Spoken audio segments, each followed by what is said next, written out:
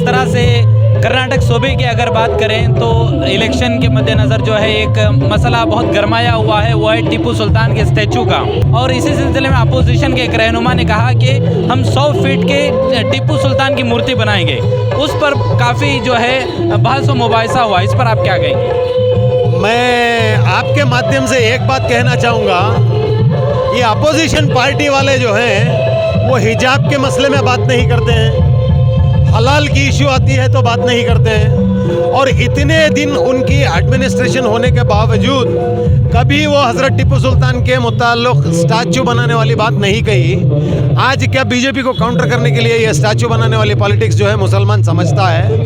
ये स्टैचू का जो हमारे जो कायद कहलाए जाते हैं, उन्होंने स्टैचू का जो उन्वान उठाया वो बेबुनियाद है। सामने बीजेपी को एक मुद्दा चाहिए, आप मुद्दा बना कर दे रहे हो। मैं जो है इस बात को इस एतबार से लेता हूँ, हज़रत टीपू सुल्तान का नाम जो है उनके नाम पर कहीं एक हाई स्कूल बनानी चाहिए, कॉलेज बनानी चाहिए, जहाँ पर हमारे बच्चों को अच्छी खासी तालीम और तरबियत मिल सके। स्टैचू से हमारे बच्चों को कुछ मिलने वाला नहीं है। हमेशा से बीजेपी को खास करके टीपू सुल्तान से परेशानी रही है। अब आने वाले इलेक्शन में भी जो है वो टीपू सुल्तान के मुद्दे ही को उठाते हुए एक मूवी लॉन्च करने की वो बात कर रहे हैं, जिसमें टीपू सुल्तान को हिंदू अगेंस्ट हिंदू या हिंदू बताया गया है। तो इस बात को आप कैसे देखते हैं? देखिए, बाबा साहब अम्बेडकर ने कहा है, those who forgets history can not make history. जो लोग इतिहास भुला देते हैं वो इतिहास रचा नहीं करते। हमारे हज़रत टीपू सुल्तान शहीद रहमतुल्लाह अलैह का इतिहास ये है, एक बंदा था जिसका नाम कॉर्नवालिस, जिसके साथ में जंग हुई थी। जिस बंदे ने जंग जीता था धोखे से, वो हज़रत टीपू सुल्तान की लाश के पास खड़े होकर कहता है, आज से ये मुल्क हमारा है। तो इससे बेहतरीन इतिहास हमें कोई और नहीं सिखा सकता। ये जो नाटक बनाने का काम चल रहा है, यानी कि हिस्ट्री को चेंज करने का काम जो चल रहा है, वो कितना भी कोशिश क्यों ना कर ले, इतिहास को बदलाया नहीं जा सकता। हज़रत टीपू सुल्तान के नाम से आज चंद लोगों की नींद जो उड़ी हुई है वो उस ज़माने से भी उड़ी हुई है। इसकी वजह यह है, यहाँ के जो SC ST OBC के लोग थे, उन लोगों को हथियार उठाने की इजाज़त नहीं थी उनके धर्म के हिसाब से। हज़रत टीपू सुल्तान ने जो है उनकी फ़ौज में उस दौर में SC ST के लोगों को, OBC के लोगों को फ़ौज में दाखिला दिया था।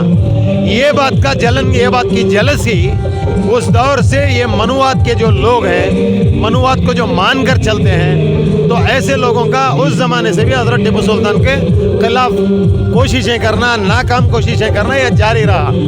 इसको बाबा साहब अम्बेडकर का एक स्टेटमेंट है, वो कहते हैं, अगर मेरे लोगों को हथियार उठाने की इजाज़त होती तो ये मुल्क कभी भी अपना आज़ादी जो है खोने वाला नहीं था, बाबा साहब अम्बेडकर ने कहा है।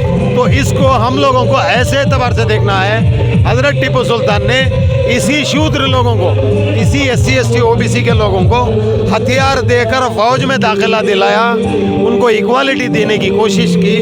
इस दुश्मनी को आज भी निकालने की कोशिश की जाती है।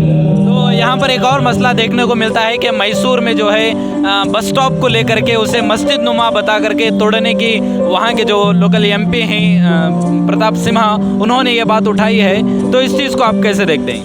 प्रताप सिम्हा जो है पिछली बार एक और बात कह रहे थे, किसी के गाय के गोश्त के मुताल्लिक बात चल रही थी, तो वो ऑल ऑफ ए सडन मुसलमान का इशू लाकर क्या कहे, कहिए किसी मुसलमान को कि खंजीर का गोश्त खाए। मैं इस बंदे का नाम लेकर भी बात करना मैं दुरुस्त नहीं समझता। वजह बाई चांस MP बना हुआ है, कभी ज़िंदगी में वहाँ की आवाम का एक नया पैसे का काम नहीं किया।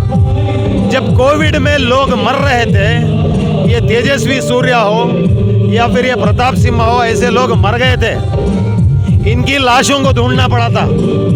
आज किसी एक मुजस्सिमे को लेकर सियासत करता है, शर्म आनी चाहिए ऐसे लोगों को। ऐसे लोगों के बारे में कमेंट करना भी मैं समझता हूँ उनके लेवल पर हम लोग आ जाएंगे। बहुत बहुत शुक्रिया आपका मिलेट एजेंट से बात करने के लिए। अगर आपने चैनल को सब्सक्राइब नहीं किया है तो जरूर सब्सक्राइब करें, बेल आइकन भी प्रेस करें ताकि खबरें आप तक बर वक्त पहुँच सकें। मजीद अपडेट्स के लिए आप व्हाट्सएप ग्रुप भी ज्वाइन कर सकते हैं, लिंक डिस्क्रिप्शन में मौजूद है।